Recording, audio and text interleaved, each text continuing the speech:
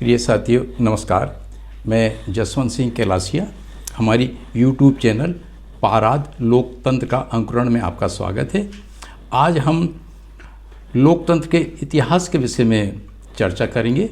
इसके विषय में हमने एक आलेख तैयार किया है और इस आलेख को हमने दो भागों में बांटा है और ये दोनों भाग 8-8, 10-10 मिनट के रहेंगे। क्योंकि हमारी ये YouTube चैनल एकदम नई है, अतः लंबे वीडियोस डालना सर्वथा अनुचित है। अतः हम 8-8, 10-10 मिनट के स्लॉट में हम लोकतंत्र के इतिहास के विषय में आपको जानकारी मोटी मोटी देंगे।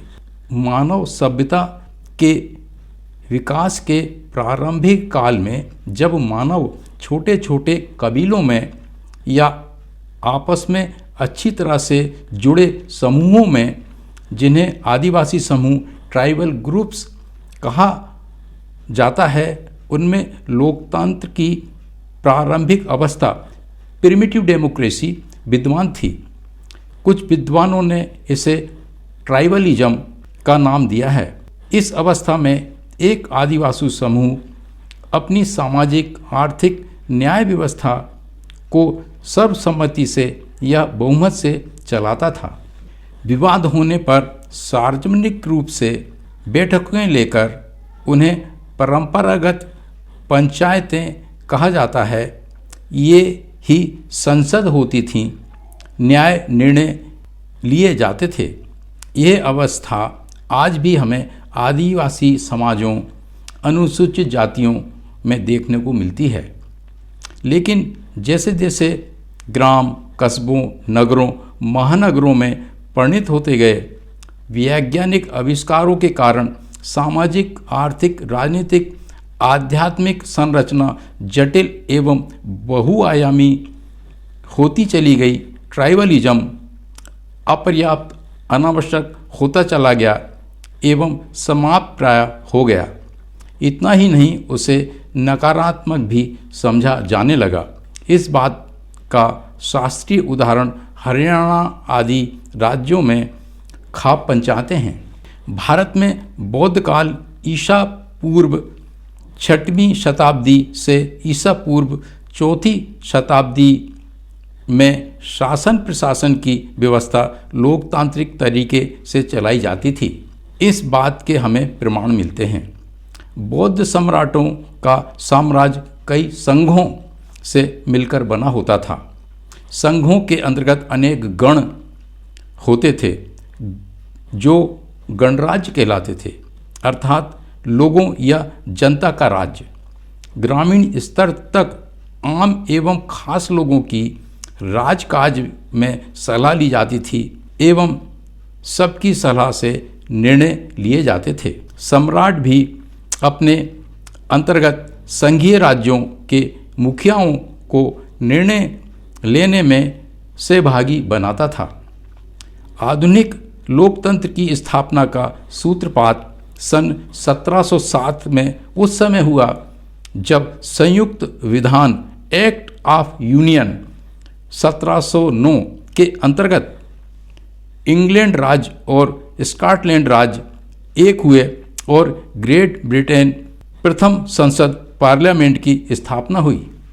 लेकिन आम जनता लोग पब्लिक के प्रसंग में व्यवहारिक लोकतंत्र की स्थापना की प्रथम कड़ी फ्रांस की क्रांति, फ्रेंच रिवॉल्यूशन मानी जाती है। इन क्रांति के अनेक कारणों में से प्रमुख मूल कारण ये थे कि राजा एवं उसके शासन प्रशासन में पुरोहितों, पादरियों एवं चर्च के अन्य ओहदेदारों का संक्षेप बहुत बढ़ गया था। धर्मांधता, अंधविश्वास, पाखंडवाद, संस्कारवाद इतना बढ़ गया था कि आम जनता बहुत परेशान हो गई थी। राज्य के अत्याचार, भेदभाव एवं कर, टैक्सेस बहुत बढ़ गए थे। अराजकता बहुत बढ़ गई थी। राजा कुछ अच्छा कर सकने में असमर्थ था। दिनांक 24 जनवरी 1789 के फ्रांस राज्य की प्रजा के प्रतिनिधियों ने एक सभा का आयोजन किया। प्रजा के प्रतिनिधियों ने इस सभा को प्रजा की सभा न कहकर राष्ट्रीय सभा नेशनल असेंबली का नाम दिया। इस राष्ट्रीय सभा ने जोरदार तरीके से पुरोहितवादी राज्य व्यवस्था, थियोक्रेटिक स्टेटहुड का प्रतिकार किया और इस सिद्धांत अवधारणा को मानने से इनकार कर दिया कि सारी सृष्टि ईश्वर ने बनाई है, सारी सृष्टि ईश्वर की संपत्ति है, इसमें इंसान भी शामिल है, राजा ईश्वर का रूप प्रतिनिधि है, अतः राजा के सारे ईश्वरीय अधिकार डिवाइन राइट्स ऑफ किंग हैं, अतः संसार ईश्वर के प्रतिनिधि दूत राजा के अधीन हैं और राजा उनका, जिनमें इंसान भी शामिल है, स्वामी है। जनता राजा की प्रजा सब्जेक्ट उन दिनों के अर्थों में गुलाम दास है। राजा द्वारा दिया गया न्याय, आदेश, निर्देश ईश्वरीय इच्छा के अनुसार है, अतः पालन किया ही जाना चाहिए। इस प्रकार फ्रांस की इस राष्ट्रीय सभा ने राजा एवं प्रजा, the king and the subject की अवधारणा को पूरी तरह से नकार दिया और वहाँ के राजा एवं रानी को ही सरेआम फांसी की सजा दे दी। फ्रांस के राज परिवार को वहाँ की प्रजा द्वारा ही फांसी की सजा देने के कारण सारे फ्रांस में कोहराम मच गया। इतना ही नहीं, वहाँ की आम जनता इतनी परेशान थी कि फ्रांस के विशिष्ट व संभ्रांत वर्गों का कत्लेआम कर दिया गया। जो संभ्रांत लोग जीवित बचे थे उन्हें फ्रांस छोड़कर बाहर भागना पड़ा। संपत्ति मालिकों की संपत्तियां जब्त कर ली गईं। फ्रांस में फैली इस उथल पुथल का प्रभाव पूरे यूरोप में फैल गया, जो लगभग 15 वर्षों तक रहा। फ्रांस के वारसाय नगर में 5 मई 1789 को फ्रांस के लोगों की पुनः एक बड़ी एवं क्रांतिकारी सभा हुई। इन क्रांतिकारियों की राष्ट्रीय सभा ने सामाजिक संगठनों को स्थापित करने वाले एवं मानवाधिकारों को सुनिश्चित करने वाले अनेक सिद्धांतों का निर्माण किया।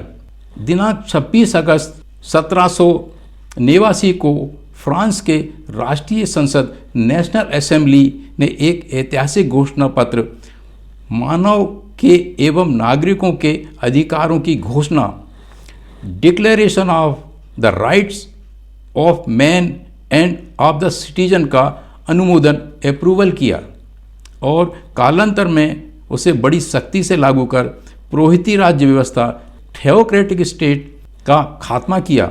इस घोषणा पत्र में राजा के प्रजा पर सर्वाधिकार की अवधारणा को ठुकराते हुए ये ऐतिहासिक घोषणा भी की गई कि मानव जन्म से स्वतंत्र है, स्वतंत्र ही रहता है, उसके अधिकार भी समान हैं। इसको इंग्लिश में इस तरह से कहते हैं, man are born and remain free and equal in rights. France में ही सन 1884 में संपूर्ण पुरुष मताधिकार, यूनिवर्सल मेल सफरेज की स्थापना भी लोकतंत्र के इतिहास में एक महत्वपूर्ण मील का पत्थर है। हमें यह जान लेना चाहिए कि राजशाही, तानाशाही साम्राज्य व्यवस्था में धर्म एवं धार्मिक मान्यताओं का बहुत महत्व होता था। धर्म एवं धार्मिक, आध्यात्मिक, सामाजिक मान्यताओं का निर्माण पुरोहिती वर्ग, राज पुरोहित करते थे। राजा उन्हें मानने व प्रजा से मनवाने के लिए बाध्य था। एक ऐसा समय आया जब राज पुरोहितों, पुजारियों, कर्मकांडियों ने ऐसे धार्मिक, आध्यात्मिक, सामाजिक मान्यताओं, सिद्धांतों, रीति रिवाजों, कर्मकांडों, संस्कारों का निर्माण कर कुल मिलाकर जिसे संस्कृति कहा जाता है, उन्हें ज़रूरत से ज़्यादा लागू करने के लिए राजा पर बहुत अधिक दबाव डालना चालू कर दिया। तो इसकी आड़ में अत्याचार, अन्याय, भेदभाव, वैमनस्यता बहुत बढ़ गई। धर्म एवं धार्मिक सांस्कृतिक आधारों पर आक्रमण, मारकाट, गृह युद्ध एवं युद्ध होने लगे। मानव सभ्यता के इतिहास में हम पाते हैं कि अगर मानव जाति की सबसे अधिक अस्वाभाविक मृत्यु यदि किन्हीं कारणों से हुई है तो वे धर्म एवं धार्मिक मान्यताएं ही रही हैं। और विश्व में जितने भी प्रकार की क्रांतियां हुई हैं उनके पीछे यही पुरोहितवाद थियोक्रेसी या अति पुरोहितवाद एक्सेसिव थियोक्रेसी ही रही है। फ्रांस की क्रांति के युग को विद्वानों ने ज्ञान प्रकाश का युग एज ऑफ एनलाइटमेंट 17वीं एवं 18वीं सदी का कहा है, अर्थात आम जनता ने स्वयं को राजा का गुलाम सब्जेक्ट ऑफ द किंग मानने और राजा की हर आज्ञा को बिना किसी शर्त कंसिडरेशन के मानने से इनकार करते हुए स्वयं की बुद्धि विवेक का इस्तेमाल करते हुए अपनी मुक्ति का रास्ता प्रशस्त किया। राजा एवं राजपुरोहितों के चंगुल से निकलने लिबरेट के तरीके का निर्माण किया। ज्ञान राजा एवं राजपुरोहितों के चंगुल से निकलने लिबरेट के तरीकों का निर्माण किया। ज्ञान प्रकाश के इस युग में ही आधुनिक लोकतंत्र के सिद्धांतों का प्रतिपादन हुआ। महान दार्शनिकों एवं क्रांतिकारियों विद्वानों ने लोकतंत्र के अनिवार्य तत्वों को परिभाषित किया, जैसे ही मूलाधिकारों मानवाधिकारों का निर्धारण, धार्मिक स्वतंत्रता एवं उसके बंधन से मुक्ति तथा राज्य का चर्च से पृथक्करण आदि। महान दार्शनिकों एवं क्रांतिकारी विद्वानों ने लोकतंत्र के अनिवार्य तत्वों को परिभाषित किया, जैसे कि मूल मानवाधिकारों, मूलभूत अधिकारों का निर्धारण, धार्मिक स्वतंत्रता एवं उसके बंधन से मुक्ति तथा राज्य का चर्च से पृथक्करण आदि।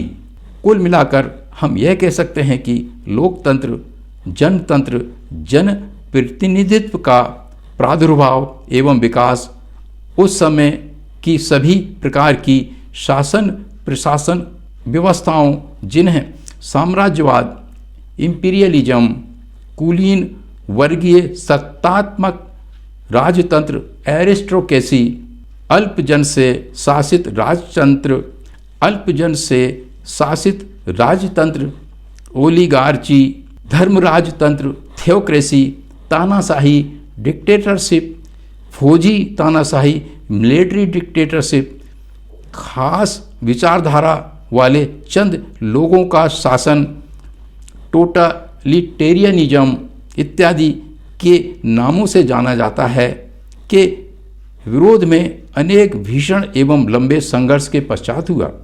कट्टरपंथता, ऑर्थोडॉक्सिज्म, स्वमताधिमान, डोगमेटिज्म, स्वमताभिमान, डोगमेटिज्म, यथास्थिति, कंजर्वेटिज्म और धर्म की सर्वोच्चता, सुप्रीमेसी का प्रतिकार एवं विरोध हुआ। इन प्रसंगों में कार्ल मार्क्स की प्रसिद्ध उक्ति धर्म वो अफीम की गोली है जिसे एक बार आदमी खाता है तो उसका नशा जीवन भर रहता है का बहुत असर हुआ। नोट करने वाली बात यह है कि सभी महान दार्शनिक, वैज्ञानिक, क्रांतिकारी, जननेता धर्मविरोधी रहे हैं। इसी ज्ञान प्रकाश के युग में अनेकानेक नए सिद्धांतों, अवधारणाओं, दर्शन का निर्माण हुआ। अनेक युगांतकारी महान आविष्कार एवं अन्वेषण हुए। लोकतंत्र, जनतंत्र, सह अस्तित्व, बंधुत्व, मुक्ति, लिबर्टी, बंधुत्व, न्याय, समानाधिकार, सहिष्णुता आदि बातों का प्रभावी तरीके से समाज में समावेश हुआ। यहाँ इन सब बातों से मानव सभ्यता में बड़े क्रांतिकारी परिवर्तन हुए। यह बात भी उल्लेखनीय है कि आज मानव सभ्यता विकास के जिस बहुआयामी शिखर पर है उसका सर्वाधिक श्रेय वैज्ञानिकता, तार्किकता तथा हेतुवादी सोच प्रवृत्ति को ही जाता है। मानव ने पुरोहितवादी, निरंकुश, तानाशाही, साम्राज्यवाद, सामंतवाद, विस्तारवाद, धर्मांधता, अंधविश्वास, कर्मकांडों, संस्कारवाद इत्यादि हानिकारक बातों पर मात्र वैज्ञानिक तार्किक प्रवृत्ति तथा हेतुवादी सोच के कारण ही विजय पाई है। प्रिय साथियों, इस प्रकार हमारा आलेख का प्रथम खंड यहीं समाप्त होता है। यदि आपको ऐसा लगता है कि हमारे विचार आमूल चूल रूप से गंभीर प्रकृति के हैं तो कृपया आप हमारी चैनल को सब्सक्राइब करें, लाइक करें और शेयर करें। हमारा पूरा एपिसोड देखने के लिए और हमारे साथ बने रहने के लिए बहुत बहुत धन्यवाद। इस आलेख के अगले खंड को देखने के लिए कृपया तैयार रहें। हम शीघ्र ही आपकी सेवा में उपस्थित होंगे। तब तक के लिए धन्यवाद। नमस्कार।